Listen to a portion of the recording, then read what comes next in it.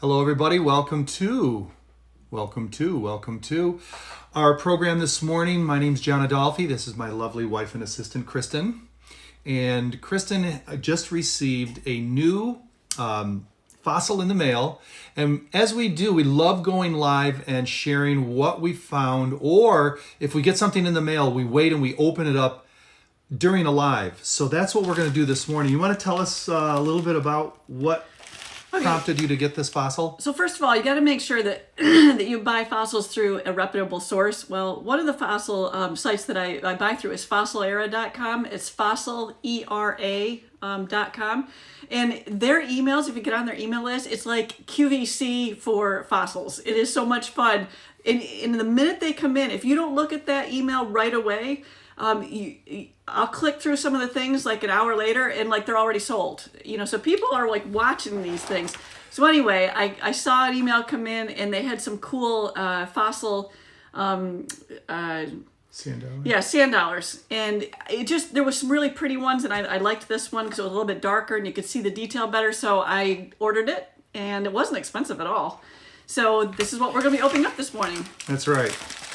So why don't you go ahead and open it up. And I want to welcome everybody here this morning. If this is your first time here, it's the Lost World Museum, where we dare to ask the politically correct question: did we come from apes, aliens, or Adam? It's all about origins, and it's about science, and a little bit about Genesis, a lot of bit about Genesis. Hi, Pastor David. Yep, there you go. All right. It is so much fun getting fossils. Yeah, we have not seen this. It's the first time we're opening this, so this is the first time you're going to see it as well, too. So what we have here is a fossilized sand dollar. You've probably seen sand dollars before, like regular sand dollars. I don't think I've ever seen a fossilized sand dollar. So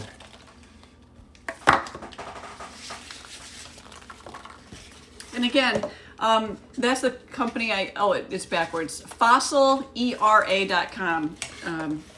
Great source for... And that is an unpaid advertisement. Yeah, only because she loves them, and we have purchased from them before. They seem great to be customer service. They've been really nice. and very reputable as far as their fossils are concerned.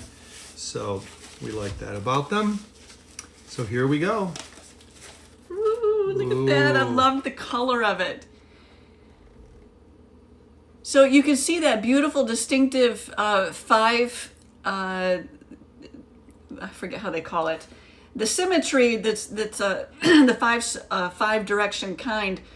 Why I wanted this is because this, as far back in the fossil record as you go, I mean right back to the Cambrian explosion, you see the same symmetry, math, spirals, all kinds of things in everything that you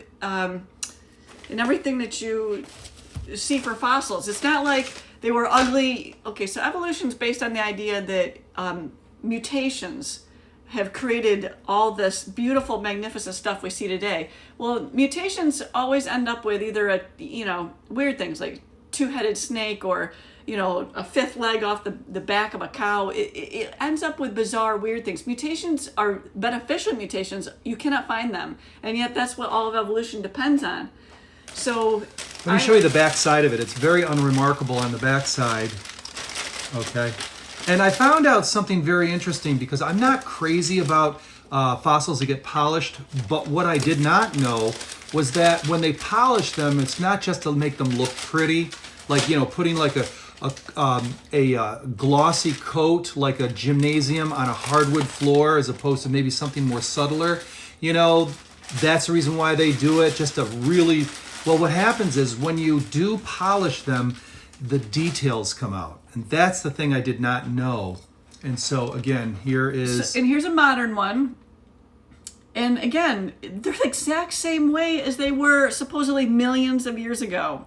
No change, folks. So, again, we will ask the question, apes, aliens, or Adam. Are these millions of years apart in when they lived? Or did this get caught up in the worldwide flood, which happened to be, according to biblical chronology, 4,500 years ago, fossilized? And the reason why you don't see a whole lot of change is because, first off, there aren't that many years in between it. There's only 4,500 years. And also, too, the idea is that if there is any change, it's going to be micro changes. You know, the gene has the ability to express itself, but not to where this turns into, and I'm oversimplifying it and perhaps overstepping my boundaries here and describing the accuracy of evolution, but it doesn't turn from sand dollar to, you know, a toad or some kind of next step up. But that, you know what's really interesting? You look at the fossil record, everything is fully formed. You have to stretch it to try to find those transitions, and they found what they feel is a few, or they could just be their own standalone species or expression of the genes within that kind that produces AKA a species. So there you have it. Again, this is a sand dollar. This is a fossilized sand dollar, which we purchased from fossilera.com, which is a great place to get your fossils if you're in the market for one. And that is an unpaid advertisement. We just like them. And I got a couple of things at Hobby Lobby yesterday, just so that you could see whether it's the modern one. It's easier to see it on because when you get a fossil, sometimes with all the matrix that it's in, you can't necessarily see the edging and the small detail. But you can see it's stunningly beautiful. But that's the way it is all the way through the fossil record.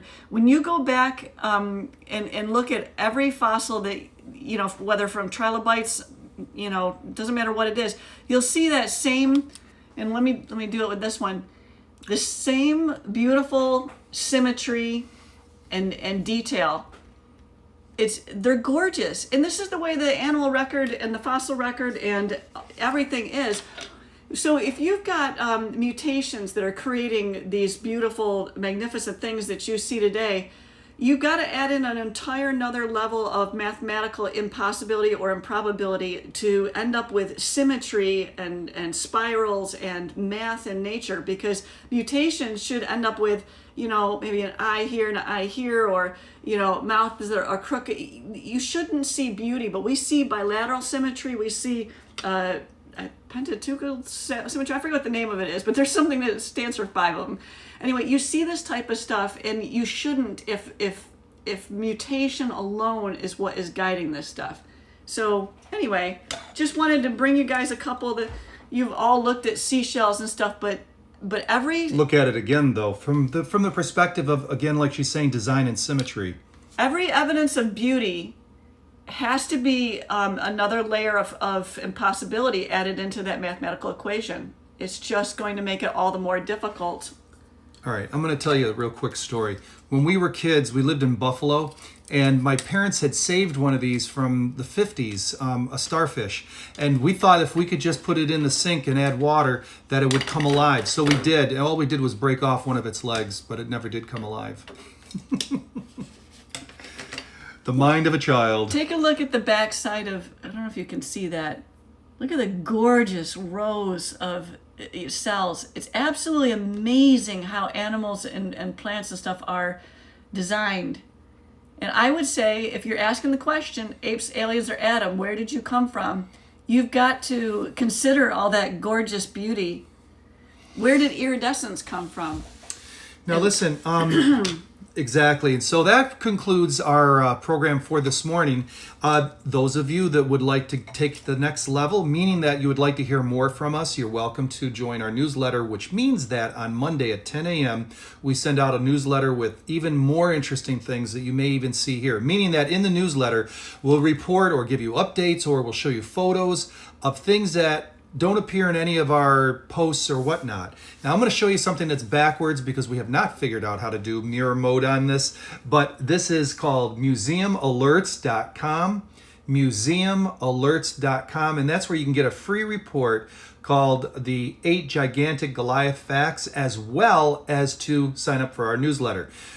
And it's not weird. It's really a cool newsletter. You're going to enjoy it because the content is cool, actually. It's only once a week, so it's not like you get bombarded with this stuff. No, not at all. But it's fun. Museumalerts.com. If you go there, put your email and your first name or whatever it asks for there. We've made a few changes to it, or about to. Just Go ahead, fill that in.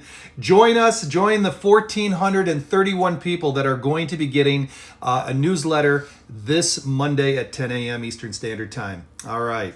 I'm John, and this is Kristen Adolphi. We're the Lost World Museum, where we again ask the question, where did you come from? Where did I come from? Where did any of us come from? From an ape-like creature 3 to 4 million years ago? Or did aliens have something to do with our evolution 35,000 years ago? Or did we come from good old Adam and Eve some 6 to 10,000 years, as outlined in the book of Genesis? Pastor David, that map is just a background you can buy right on Amazon. What do they call those things? It's a tapestry. Tapestry. Just look That's up right. map tapestries. We don't do any green screen. We do practical effects. You should be able to find it easily on there. All right. You guys take care. Thanks for joining us on Instagram.